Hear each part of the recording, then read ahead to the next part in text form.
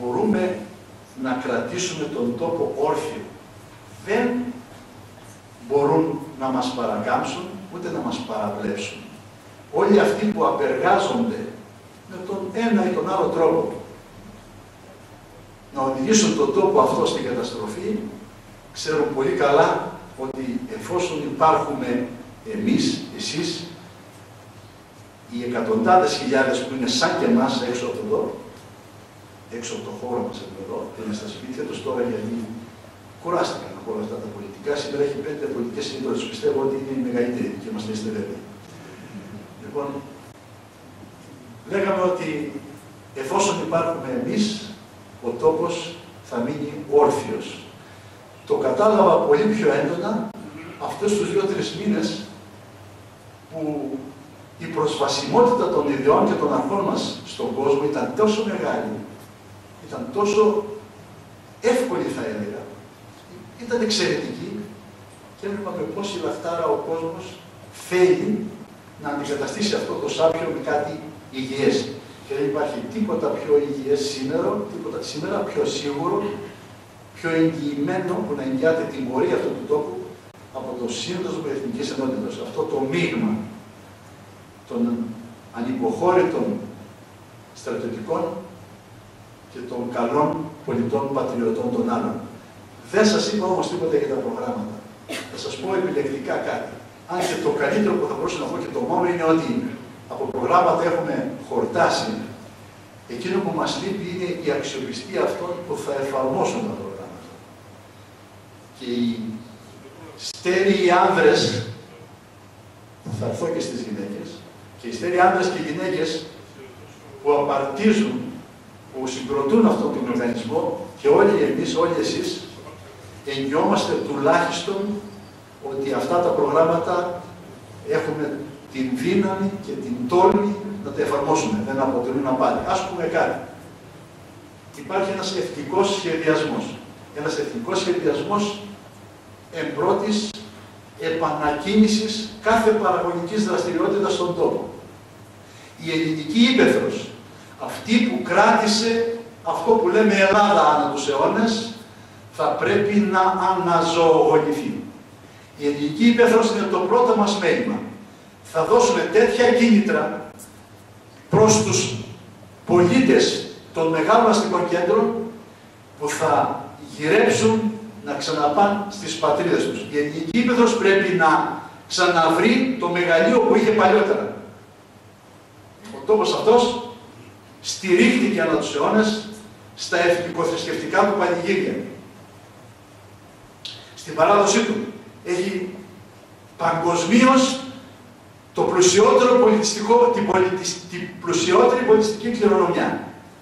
Αυτή, μαζί με την οικονομική άνθηση της ελληνικής υπαίθρου, θα είναι η άνθηση της κληρονομιάς, η αναγέννησή της, θα είναι ένα από τα πρώτα μας μηνύματα. Η παιδεία.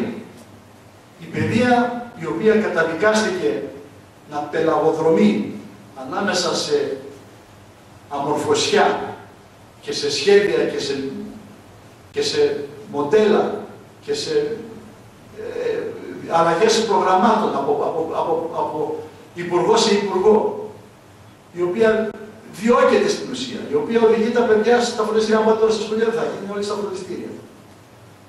Η παιδεία για μας λοιπόν θα πρέπει να αποτελέσει και θα κάνουμε το παν για να είναι μια εστία χριστιανικής και ελληνοπρεπούς παιδείας. Η υγεία, μονολεκτικά, με 2 φράσεις. Θέλουμε να είναι ισότιμη και απρόσκοπτη η πρόσβαση όλων των Ελλήνων σε όλες τις βαθμίδες παροχής υπηρεσιών υγείας. Δεν νοείται να πουλάει το κοπάδι του ο Έλληνας πολίτης, αυτός που δεκαετίες αγωνίστηκε για τη ελευθεριά αυτού του τόπου και οι παππούδες του και οι πατεράδες του, για να χειρουργηθεί σε κάποια κλινική. Θα πρέπει λοιπόν να έχει απρόσκοπτη και ισότιμη πρόσβαση σε όλες τις βαθμίδες. Ας μιλήσουμε για κάτι επίσης σπουδαίο. Έχω υποβάλει την πρόταση και είναι προς μελέτη στην ηγεσία του κόμματος για να δημιουργηθεί, για να αναδειχθεί ως σιδηρούς βραχίων αυτού του τόπου η Ήπειρος, η Μακεδονία και η Θράκη, η Αλεξανδρούπολη, η Δράμα, η Θεσσαλονίκη, η Φλόρινα, τα Γιάννενα. Θα πρέπει να είναι ο σιδηρούς βραχίωνας που δεν θα επιτρέπει σε κανέναν επίβολο να έχει βλέψεις προς αυτόν τον τόπο. Ταυτόχρονα όμως, αυτός ο σιδηρούς βραχίων θα είναι και η γέφυρα επικοινωνίας και συνεργασίας με όλους τους καλόβολους και καλόπιστους γειτόνους μας. Το χέρι μας το έχουμε απλωμένο. Όμως χτυπήματα κάτω από την κοιλιά δεν θα δεχτούμε. Το κόμμα μας ξέρει καλύτερα από οποιοδήποτε άλλο πώς να προασπίσει τα εθνικά συμφέροντα. Είτε αυτά είναι άμυνας, είτε αυτά είναι πλουτοπαραγωγικών πηγών.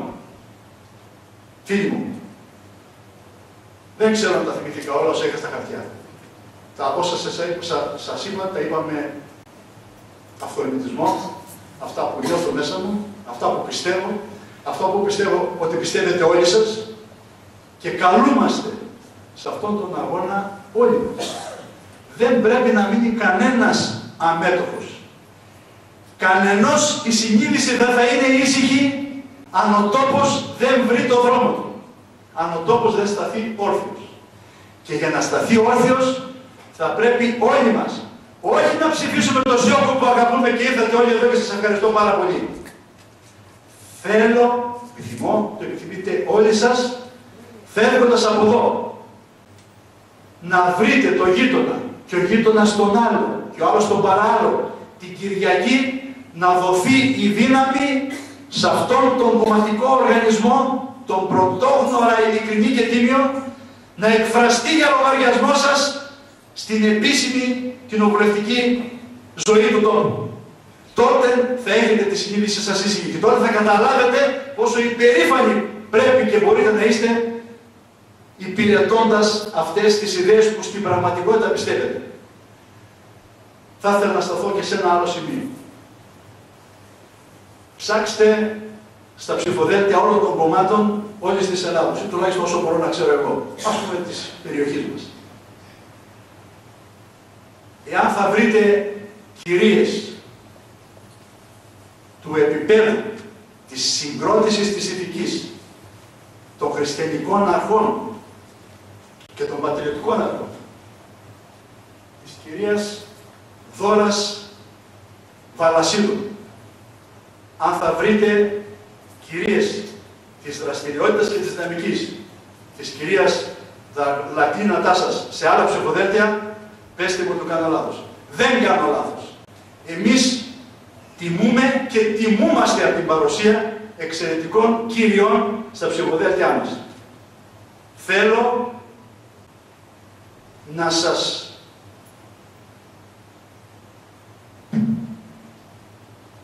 μεταβιβάσω, να σας μεταφέρω, να σας εκφράσω από τα σωδικά μου, από την καρδιά μου, την απόλυτη πεποίθησή μου, δεν έχουμε αντιρρήσεις, θα μπορούσαμε να το συζητήσουμε, την απόλυτη πεποίθησή μου ότι πράγματι στις 6 Μαΐου αυτός ο τόπος έχει μετά από 40 χρόνια μια άλλη ευκαιρία να ανανεώσει το πολιτικό του δυναμικό, να ανθίσει ο σπόρος που έπεσε στη γη και νεκρώνει, είναι το παλαιό σύστημα,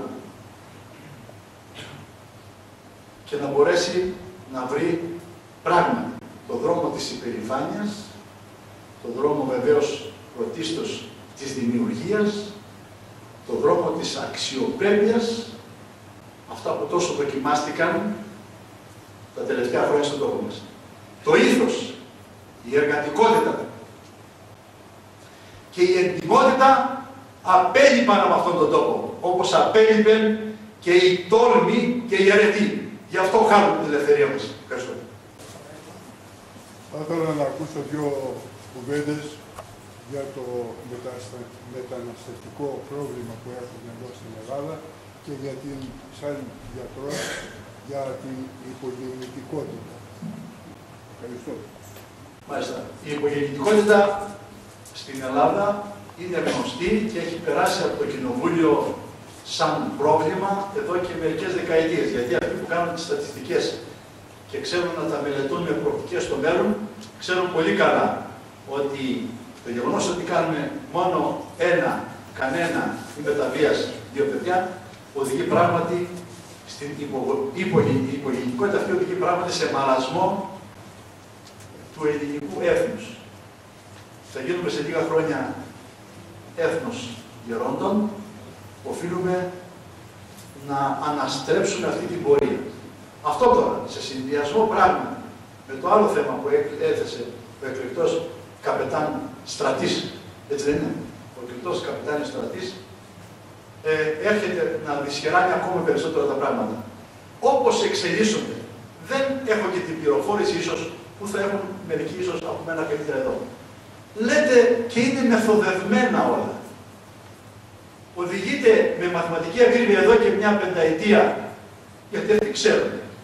Επίκειται μια οικονομική κρίση, η Ελλάδα χρωστάει τα μαλλιά της κεφαλής της, που θα τα βρει να τα δώσει, θα έρθει η πτώχευση, οι Έλληνες έμαθαν σε καλό ποιοτικό επίπεδο, θα εγκαταλείψουν την πατρίδα τους, θα τους φέρουμε εμείς όλο αυτό τον δυναμισμό που διαπρέπει παγκόσμια, είτε αυτό είναι Ευρώπη, είτε Αυστραλία, είτε είναι νέος κόσμος, θα τους πάρουμε όλους αυτούς για δικό μας λογαριασμό και επειδή θέλουμε να αξιοποιήσουμε, να εκμεταλλευτούμε οι ξένοι τις πρωτοπαραγωγικές πηγές, να εκμεταλλευτούμε αυτόν τον τόπο με ό,τι διαθέτει και δεδομένου ότι ο Έλληνας δεν είναι διατεθειμένος να δουλεύει για 200 ευρώ, μια και έμαθε να δουλεύει για 2.000 ευρώ, αυτός που δούλευε, γιατί αυτοί που δεν δούλευαν παίρνουν περισσότερα, δεν εξηγηθούμε. Έφεραν αυτή τη λέλαπα όλων των αναξιοπαθούντων απανταχού από όλες τις άκρες της γης στην πατρίδα μας. Δεν μπορεί να με βγάλει έξω από το μυαλό ότι υπάρχει μια μεθόδευση. Γιατί να υπογραφούν αυτές, γιατί μας βάλανε να υπογράψουμε το Δουβλίνο 2, γιατί μας βάλανε να υπογράψουμε διάφορα πράγματα, γιατί δεν μας φράζουν τα σύνορα, γιατί δεν αναγνωρίζουν τα σύνορα της Ευρώπης, τα σύνορα της Ελλάδας στο σύνορα Ευρώπης. Αυτό είναι το φορτίο στο ξένο. Το φορτίο το δικό μας. Δεν μπορούμε εμείς να πάρουμε τους σεκιουριτάδες από το κολονάκι για να τους πάμε στα σύνορα. Φτάνει τα όρια της προδοσίας. Ομολογώ ότι δεν είναι δυνατόν, παρόλη μου την αγάπη, σε κάθε αναξιοπαθούντα όπου γης, δεν είναι δυνατόν αυτός ο τόπος να αντέξει αυτήν την λέλαβα, αυτήν την εισρωή των εκατομμυρίων ξένων, ας πούμε και αλλοθρήσκων, χωρίς να έχουμε μυσαλλοδοξίες και μυσαλλοθρησκείες, στον τόπο μας. Είναι πράγματι γεγονός και είναι καταγεγραμμένο στις αρχές του κόμματος μας ότι η Ελλάδα δεν μπορεί να αντέξει κανέναν επιπλέον μετανάστη, εκτός εξαιρέσεων που ο νόμος του επιβάλλει, και όλοι οι παράνομοι παλινοστούντες, όλοι οι παράνομοι εισερχόμενοι θα πρέπει με έναν ωραίο τρόπο να επιστρέψουν στους τόπους τους. Όλοι οι άλλοι, όσοι έχουν ενσωματωθεί, όσοι έχουν τις δουλειές τους, όσοι ζουν τις οικογένειές τους, όσοι είναι έντιμοι και ωραίοι πολίτες, είναι καλοδεχούμενοι να κάτσουν. Πολλοί από αυτούς είναι νόμιμοι πολίτες και νομίζω ότι δεν έχουμε τίποτα εναντίον τους. Δεν είμαστε μυσαλλόδοξοι, δεν είμαστε μισάνθρωποι. Όσοι σέβονται την πίστη, την ιστορία και τα έθιμα αυτού του τόπου και βρίσκονται νομίμως εδώ, καλώς έχουν. Όλοι οι άλλοι που είναι η συντηρητική πλειοψηφία των εκατομμυρίων θα πρέπει να βρεθεί ο τρόπος να επιτρέψουν στους Έλληνες να βρίσκουν δουλειά, θα πρέπει να επιτρέψουν στους Έλληνες να ζουν χωρίς το φόβο της κάθε εγκληματικής πράξεως το βράδυ στο σπίτι τους, το απόγευμα στη γειτονιά τους ή στα αναταστρίμας και τα σοδούς, με τα παιδιά τους, τους γέροντες. Όλα αυτά είναι φοβερά πράγματα, είναι ασύλληπτα για μας. Γι' αυτό λέω, αγαπητέ μου καπιτάνη Στρατή, ότι πράγματι η αυταξία και η πειθαρχία και η φύλαξη των συνόρων θα οδηγήσει ίσως εκεί που και εσείς επιθυμείτε, και εσύ που επιθυμείς. Ευχαριστώ πολύ. Θα ήθελα κάτι να συμπληρώσω όσα είπε ο γιατρός. Νόμοι υπάρχουν στην Ελλάδα. Οι νόμοι δεν εφαρμόζονται για τη μετανάστευση. Έχω προσωπικό παράδειγμα, τότε το 1991 υπηρετούσα στην 34 μηχανοκίνητα αξιαρχία, όταν ο Σαμαράς κάλεσε να μπουν στην Ελλάδα οι ξένοι, 5.000 άντρες είχαν εντολή να τους αφήνουν να περνάνε. Και περνούσαν ανάμεσά μας και είχαν εντολή να μην τους πειράζουν. Ξέρετε ποιος φύλαγε τα σύνορα και ποιος έπρεπε να τους σταματήσει? 150 στρατιώτες της 8ης Μεραχίας. Εμείς οι 5.000 είχαμε εντολή να τους αφήνουμε να περνάνε ανάμεσά μας. Το έζησα και ζητώ συγγνώμη για το τόνο της φωνής μου. Αυτός είναι ο Σαμαράς. Επίσης υπάρχει ένα κόμμα. Θέλει να πει στην Βουλή και λέει ότι να τους φάξουμε, να τους δέρνουμε, να τους καίμε. Μα τόνισε ο κύριος Γιώκος ότι πάνω απ' όλα είμαστε ορθόδοξοι χριστιανοί, είμαστε Έλληνες. Δεν έχουμε μάθει τέτοια πράγματα. Αυτά τα φέρνουν από άλλες χώρες που ήταν μαθημένες και συνεχίζουν να είναι κατακτητές και να βασανίζουν. Εμείς είμαστε Έλληνες. Θα εφαρμόσουμε τους νόμους που υπάρχουν νόμοι και για λόγους συμφέροντος δεν εφαρμόζουν. Στις 6 Μαΐου διακυβεύονται πράγματι όλα αυτά τα σπουδαία πράγματα για τον τόπο μας. Είμαι βέβαιος ότι η συνείδησή σας, η πατριωτική, θα σας οδηγήσει σωστά εκεί που πρέπει. Δεν πρέπει κανείς που έχει στη διάθεσή του μία πατριωτική ψήφο να χαθεί από την κάλπη. Ο Σύνδεσμος Εθνικής Ενότητας θα πρέπει πράγματι να έχει την Δευτέρα, την Κυριακή το βράδυ, τη δύναμη να εκπροσωπήσει τις εκατοντάδες χιλιάδες των σωστών Ελλήνων πατριωτών. Σας ευχαριστούμε πάρα πολύ.